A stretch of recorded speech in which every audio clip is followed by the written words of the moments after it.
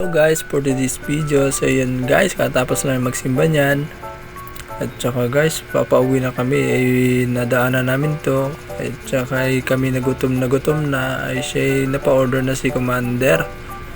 Ay siya nandito na siya at lumapit sa cashier. Ay siya napa-order na din siya.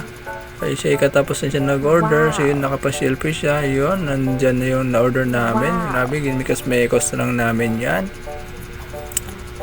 So yun, kumain na kami dalawa kasi kami ay gutom na. So grabe, sarap talaga ng in-order ng asawa ko dito.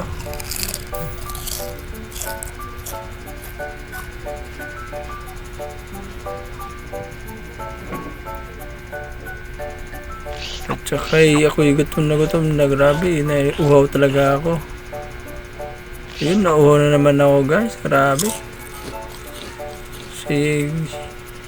Ako'y nagutom na at ako'y busog na. So yun guys, may natira pang 3 chicken guys. At hindi ko pa alam guys, ay murder pa pala siya ng isang kanin. Ay siya nabitin na pala. Ay shout out pala dito kay kuya. Ay siya ay nag-deliver na isang kanin. Ay siya tuwan-tuwa si Mrs. Ay siya sabi niya ihati na daw kami sa kanin kasi baka hindi maubos. Ay siya yun na, tapos na kaming kumain. Ang bilis talaga, baka kami kosmekos lang. So yun guys, may nakita ako na isang bata guys.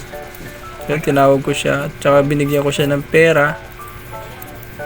At saka yung tinake out ko pala ng 2 only wings pala, binigay ko din yun sa kanya.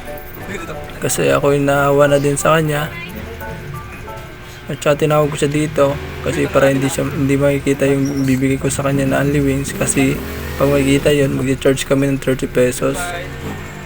So yun guys, hanggang dito na lang, bye bye.